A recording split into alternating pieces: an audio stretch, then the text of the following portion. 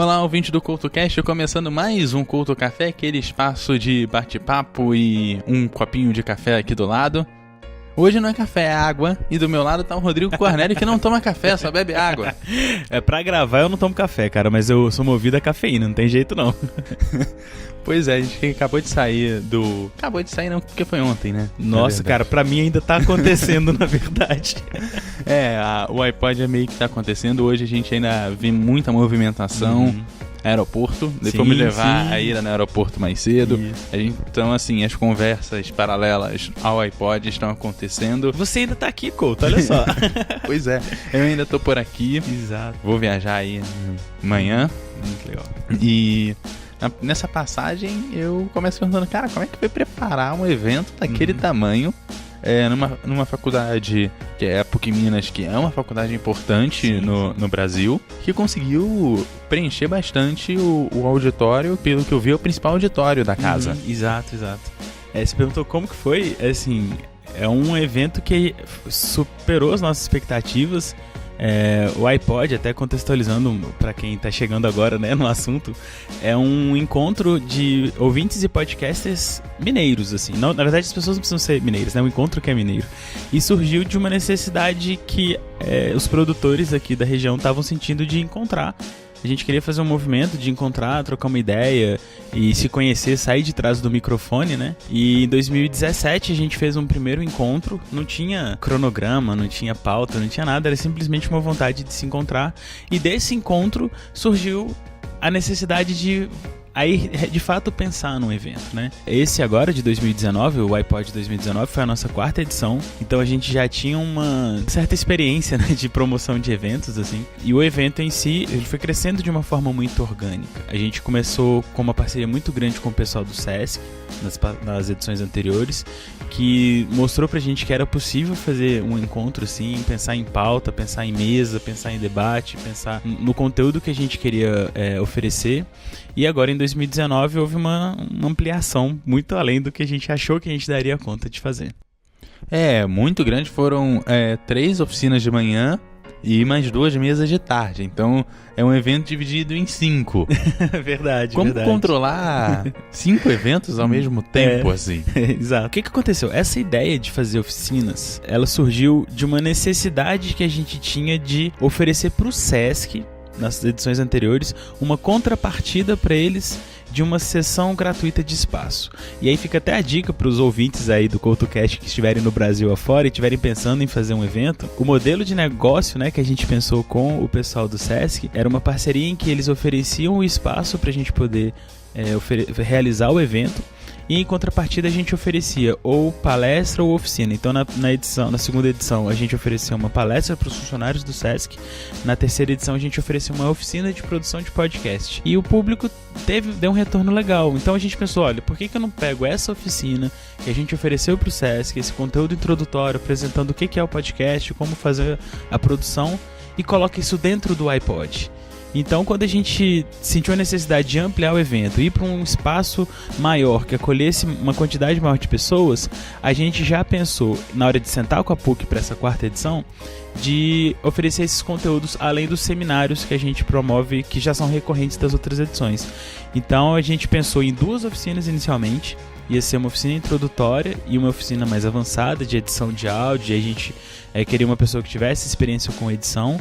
Só que essas inscrições esgotaram muito rápido, essas 2 oficinas. Eram oficinas pequenas, a gente tinha a ideia de fazer oficina enxuta mesmo, que as pessoas pudessem aprender a produzir. Então a gente não queria que fosse um auditório cheio demais, tanto é que a gente colocou vagas bem limitadas, eram vagas de 30 pessoas. Depois a gente viu que era necessário ampliar, então a introdutória a gente ampliou, mas também não foi suficiente. Então a própria PUC falou assim, olha, por que vocês não pegam esse conteúdo introdutório e em vez de ser uma oficina, vocês apresentam como se fosse um aulão? Então acabou que virou esse terceiro evento, né, na parte da manhã também. E o seminário, né, que acontece na parte da tarde, são as mesas de discussão. Esses a gente já mais ou menos sabia como fazer, porque de fato já era o que a gente estava acostumado nas edições anteriores. A primeira que eu achei a mais difícil de ser tratada, que foi a liberdade de expressão no podcast e o patrocínio. Sim, sim. Da onde que surgiu uma pauta bomba dessa? Surgiu da internet mesmo, cara. A gente... Na verdade, surgiu de duas situações bem distintas, assim. Uma surgiu da internet mesmo, e aí eu vou detalhar. Mas acho que a principal surgiu do próprio iPod. Olha só o que aconteceu. A gente estava pensando em fazer essa edição de novo no Sesc, com a mesma parceria, para o mesmo tamanho do público. Só que aí no meio do caminho surgiu um apoiador, um novo patrocinador, que desafiou a gente, provocou a gente a ampliar o evento. E aí a gente sentiu a necessidade de levar o evento do Sesc para a PUC. Então a gente teve uma influência desse patrocinador, que infelizmente depois ele não pôde estar presente por questões particulares dele. Mas essa provocação, vou colocar assim, a gente topou, não foi uma imposição de um patrocinador, mas teve uma influência da gente mudar o nosso formato. Então, só daí a gente o conteúdo já meio que surgiu só desse movimento. Acaba crescendo o conteúdo também, porque ele vem com uma influência boa, dizendo, olha, vocês podem mais do que vocês estão fazendo e eu quero ajudar vocês a fazerem mais do que vocês estão fazendo. Exato. Um patrocínio positivo. Exato. Então assim, a gente teve total liberdade, mas foi uma influência de um patrocinador que fez a gente ver a necessidade de ampliar, de expandir.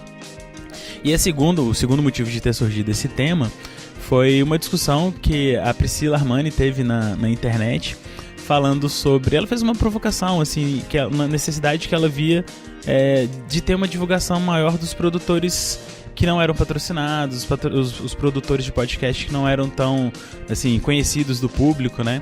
E houve uma discussão muito intensa, assim, ela participou muito ativamente dessa discussão.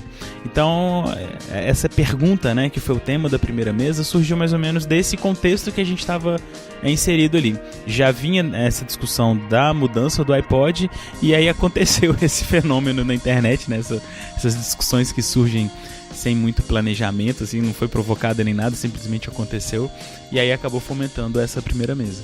E a segunda mesa foi de diversidade na podosfera e como hackear o sistema, né? Como as pessoas podem avançar para novos públicos com temas que às vezes são dolorosos para certos públicos. A mesa de representatividade, esse tema, ele sempre esteve presente no iPod e a gente sempre fez questão de que a gente tivesse um espaço para poder conversar sobre isso. A gente vê o podcast como uma mídia muito democrática, como um espaço que dá voz para todo mundo, mas que é um espaço que ele tem que ser constantemente batalhado, né? Para não acontecer os silenciamentos que infelizmente acontecem na sociedade como um todo, e obviamente o podcast vai refletir isso. Mas a mídia permite vozes que seriam silenciadas buscarem encontrarem o seu caminho. Então o iPod sempre teve essa pegada de ter esse espaço e assim, é natural, é uma mesa que a gente sempre gostou muito. Eu falo assim, a nossa mesa principal, que a gente sempre buscou trazer pessoas com esse olhar, com esse tipo, né, de abordagem. E pra gente, cara, essa mesa em especial ficou lindíssima, assim. A gente conseguiu abraçar muitas diversidades, não todas, mas as que eram possíveis para o momento, né? E é um tema que a gente vem discutindo muito. A gente até pensa em outros formatos de abordar esse tema para as próximas edições, assim. Mas é uma mesa assim que eu acho que mesmo as pessoas que já lidam com temas, as pessoas que já consomem esse tipo de conteúdo, já têm esse tipo de reflexão, quando senta e escuta a mesa, vê a abordagem, a gente está cada vez mais aprendendo, né? E aí, até deixar também, se me permite um jabá, as mesas, elas foram gravadas e a gente tem esse cuidado, né? Como a gente é produtor de podcast, a gente está fazendo um evento, a gente compartilha depois esse conteúdo em formato de podcast através do iPod mesmo. O iPod, além do encontro, ele se tornou também um podcast onde a gente debate a mídia e depois compartilha também os conteúdos das mesas. Então já tem lá a edição anterior, tem um episódio que a gente fala dos bastidores, como é que estavam as nossas expectativas. Então quem quiser conhecer um pouquinho sobre o iPod, fica aí também o convite para conhecer lá o nosso podcast. É isso aí, tudo certíssimo, tem que divulgar mesmo o podcast E falando em podcast e falando em diversidade e aprendizado que a gente tem todo dia, você lançou no iPod o portal Desaprender. Ah, legal. Que sim. mostra o ensino pela base, porque a gente que já tá velho não tem muito como consertar, não. Agora, E o não, pessoal cara, mais tem novo... Tem sempre, cara, tem sempre. Então, a gente... Antes de eu falar do Desaprender, eu achei que foi um fenômeno muito legal que eu queria compartilhar, assim, que a gente ficou muito feliz.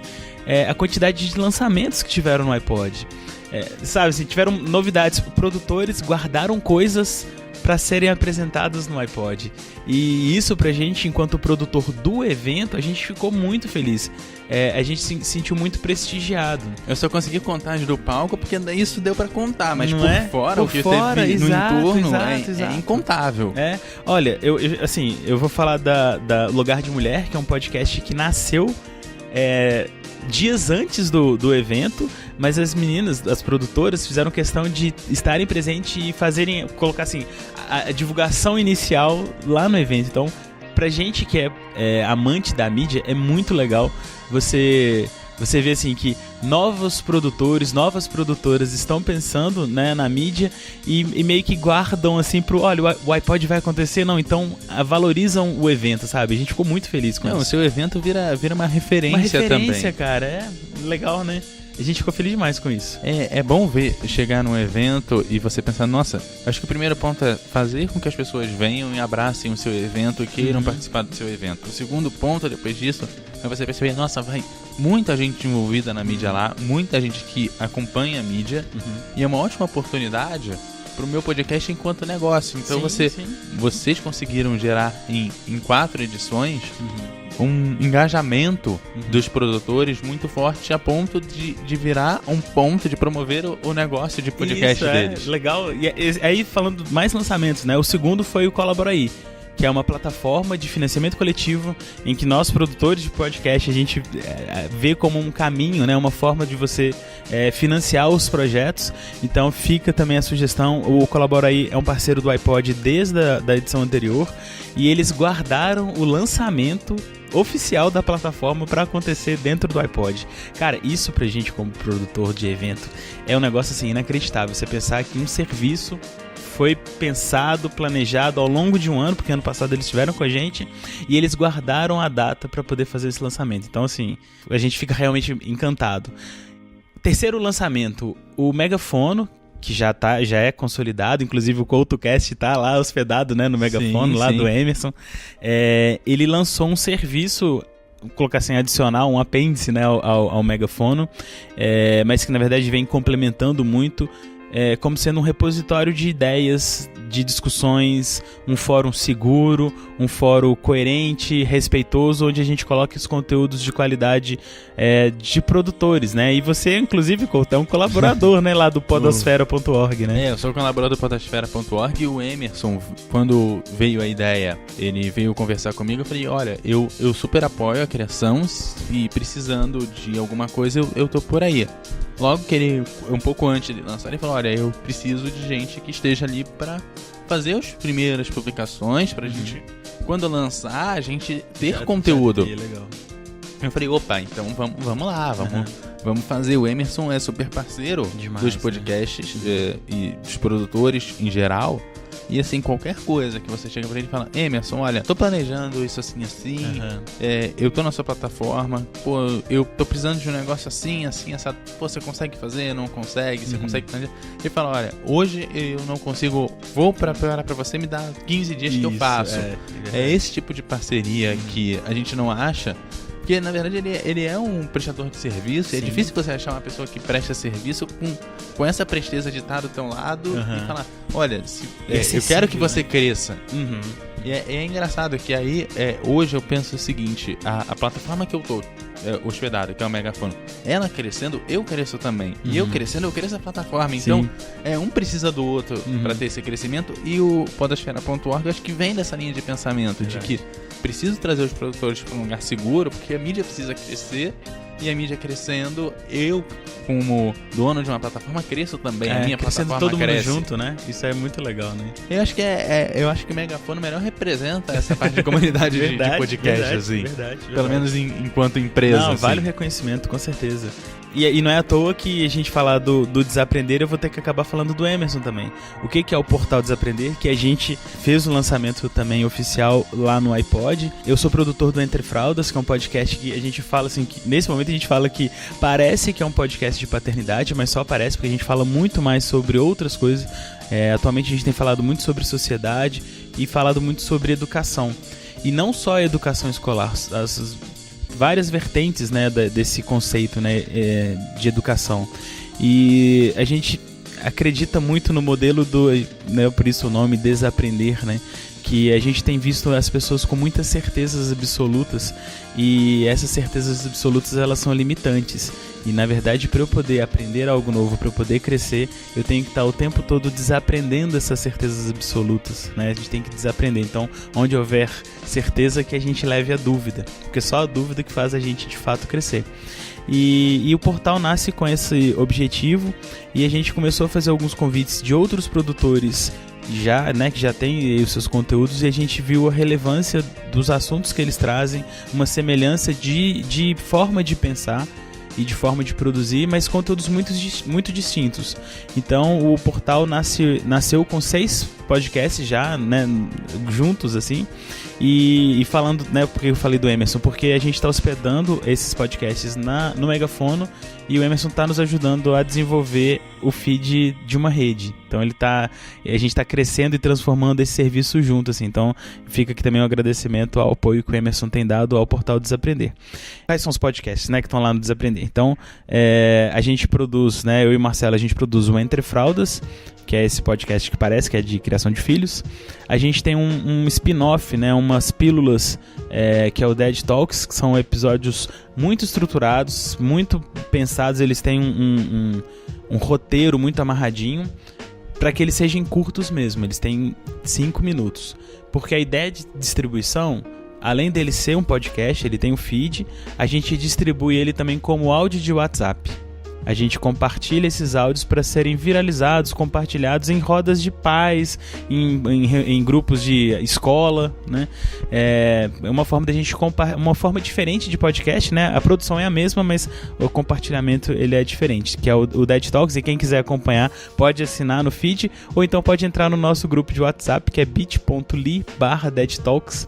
É um grupo que não é de discussão, é só de divulgação, então só eu e o Marcelo que postamos nesse grupo, né? E é uma forma de você receber os áudios de WhatsApp também. Além desses dois, o Marcelo tem a carreira solo dele, que ele produz o Hiperativo, que são textos que ele reúne, tem textos de autoria, tem textos de outros autores, e ele promove reflexões sobre determinados assuntos. Então eu vou fazer, esses são os 3 da casa, assim, né, que a gente já vinha produzindo, e os convites surgiram ao longo do desenvolvimento do portal. O primeiro deles é o pessoal do Giscast, que são 2 professores de história que falam muito sobre educação escolar, mas de uma forma muito reflexiva, e aí eles aceitaram o convite, a gente ficou feliz demais, assim. Quando eles aceitaram o convite, a gente falou, olha, tem potencial de dar certo.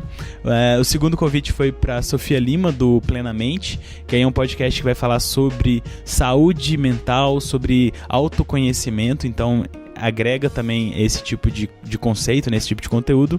E o terceiro, mais recente, é o Thiago Coatti, lá do Larvas Incendiadas, que faz divulgação científica de estudos de gênero e sexualidade. Então, tem promovido também a divulgação científica, algo que a gente acredita muito, assim, a gente vê muita necessidade em que as pessoas valorizem o conhecimento científico, né, que é um conhecimento baseado em método, baseado em hipótese e possível de mudança, possível de atualização, e o tempo todo sendo desaprendido para criar um novo conhecimento. Pois então, e que fica longe da gente. Sim, até mesmo a gente academia, produz, né, podcast, muitas vezes acabam sendo pessoas que estão estudando algum tipo de assunto, que correm atrás para desenvolver pauta.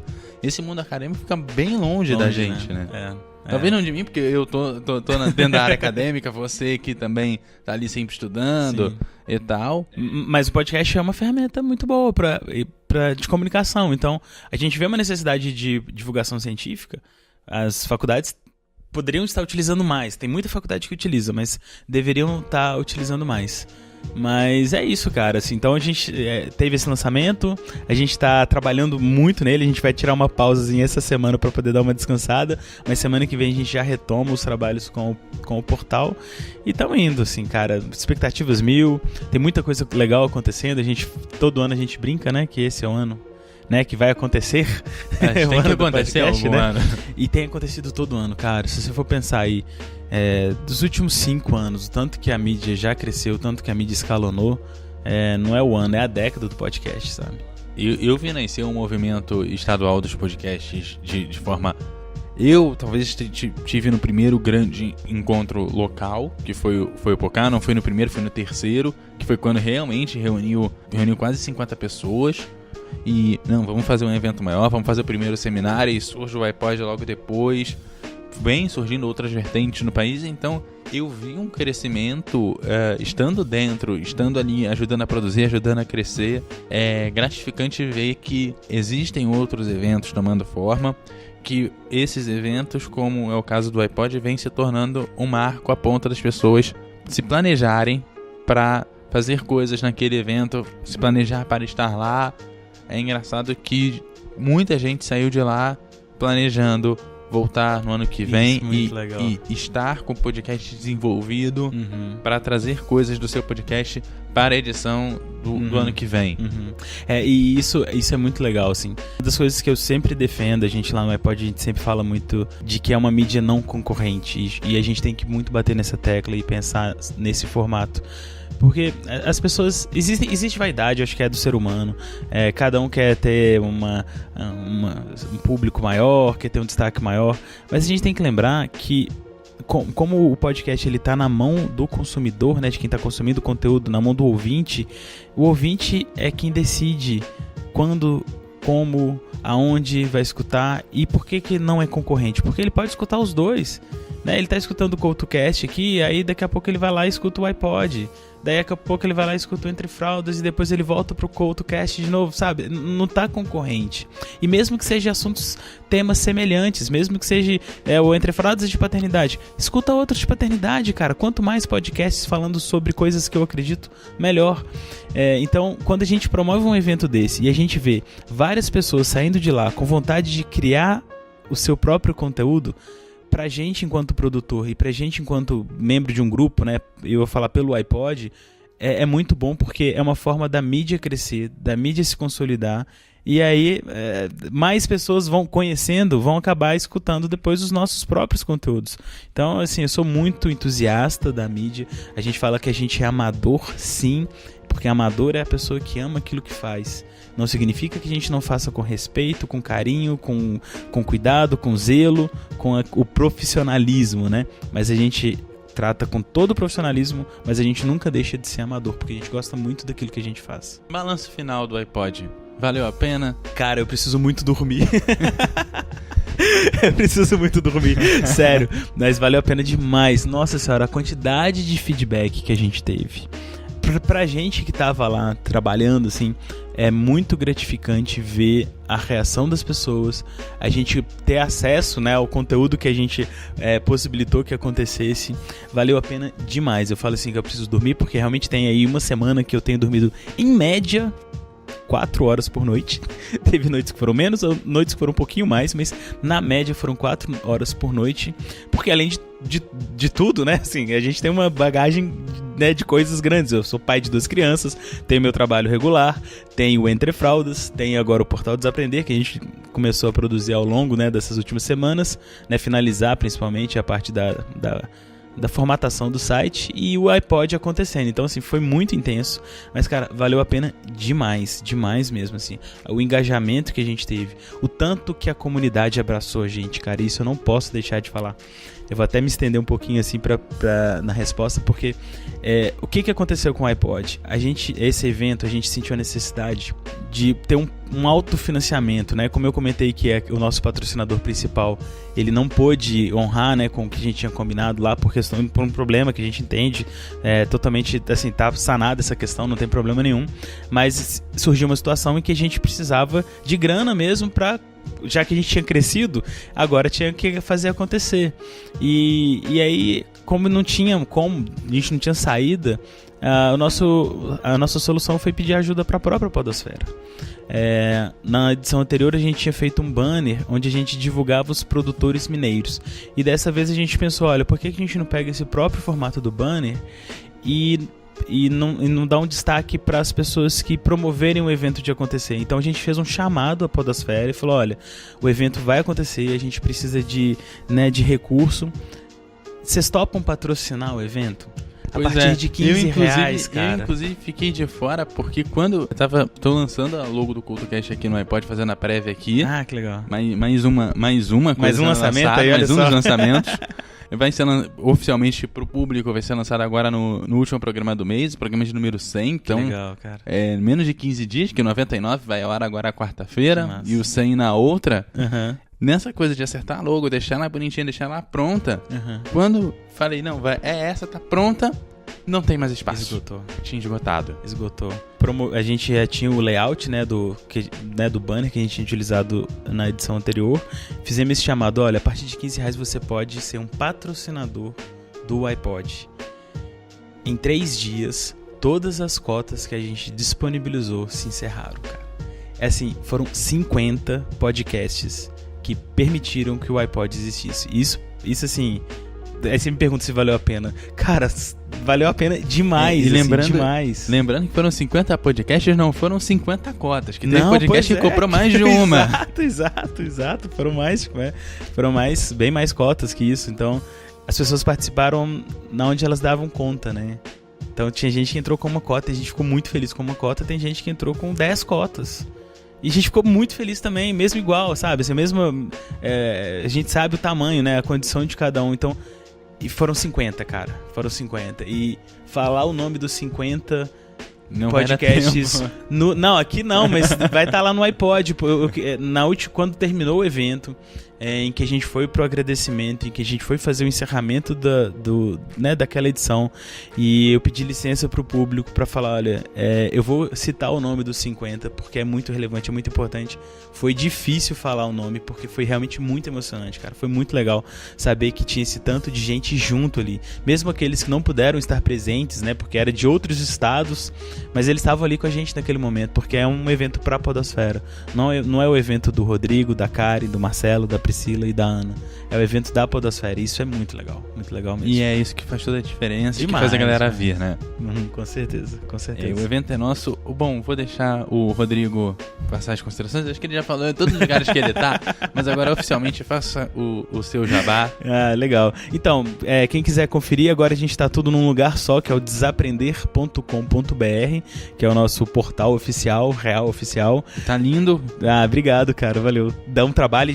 Eu ainda quero mexer no site, ainda tem umas coisas que eu quero ajustar lá, mas no meio do caminho tinha o iPod, que tomou um tempo, mas realmente ficou legal, e assim a gente quis fazer um layout bem clean. Então, desaprender.com.br, vocês acham todas as redes, todos os acessos lá, e quem quiser fazer um contato mais direto comigo, quiser trocar uma ideia, falar sobre eventos, sobre podcasts de um modo geral, eu vou passar a minha arroba pessoal, que é o @Rodrigo Cornélio lá no Twitter. Pode me chamar, a DM tá aberta, vamos trocar ideia, conversar, tô aí à disposição. Beleza? É isso aí. Acabando aqui minha segunda xícara de café aqui.